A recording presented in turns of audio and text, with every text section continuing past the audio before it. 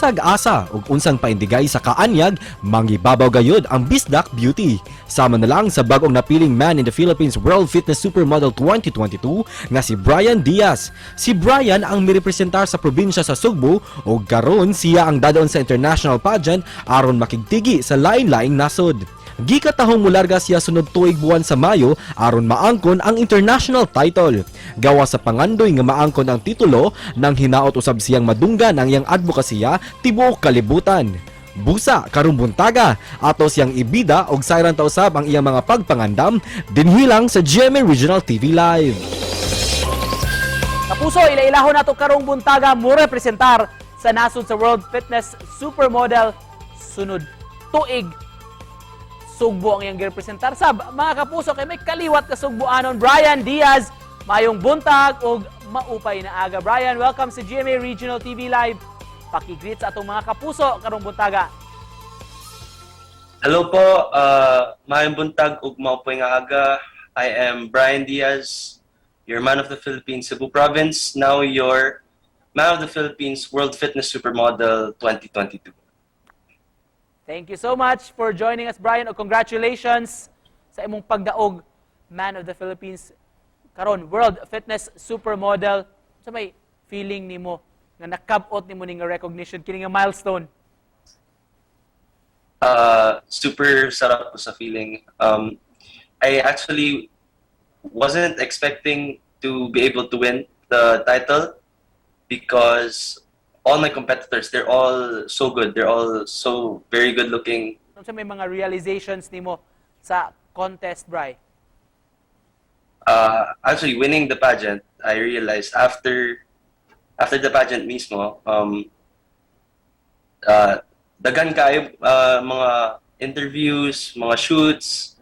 So I'm excited, and I'm also exhausted already since sunod-sunod po. When I flew out back to Cebu Province from Gensan, we already when we landed, we went straight to shoot. Mm-hmm. And then I had the next flight going back here to Manila kasi may mga ibang interview. How will you use Yes. this title of yours, Brian, aron pag-inspire sa mga Filipinos, most especially sa imong advocacy? Well, my advocacy kasi is it's called urban farming. Mm-hmm. I want to inform people na there is a way for food security here sa province and in the metro area by having sustainable food supply here in the metro so that yung supply ng food sa province hindi maapektuhan. Why are you into ngano kaniman imong advocacy urban farming? Did you get to do gardening o urban farming mismo?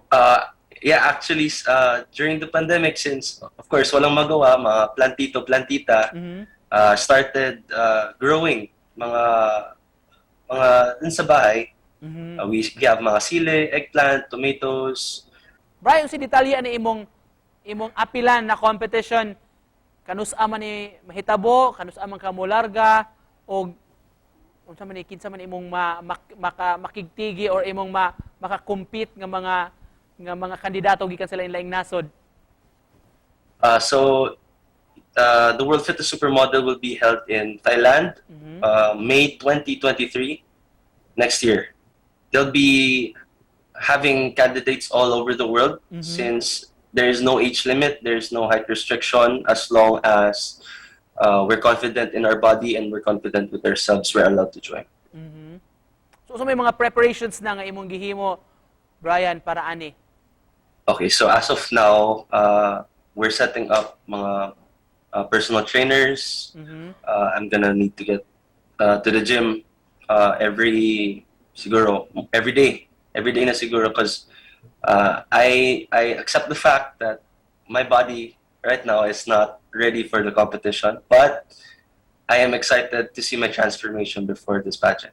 All right, Bri, imbitaha atong mga kapuso nga nagtan-aw karon nga padayong suportahan ka sa imong journey isip Man of the Philippines para sa World Fitness Supermodel.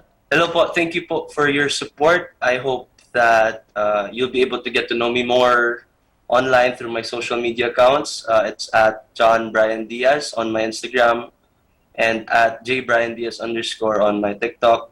I hope you'll be able to follow me and see my transformation for this upcoming World Fitness Supermodel held in Thailand, May 2023. Thank you. Brian, just to close this, message lang ni mo of hope and inspiration alang sa atong mga viewers, mga kapuso nato nga nagtan-aw this morning. Okay, so this is my message to all of you. I know that I am not as prepared physically. People have been saying that this is not my alley, but confidence is sexy. And I am confident, so therefore, I am sexy. Thank you. Wow. Nindot siya nga message, we should all gain or attain confidence para mo sexy ang atong pamati. Brian, thank you so much Yes. for joining us this morning. Salamat sa pagpaambit sa imong istorya, mga kapuso.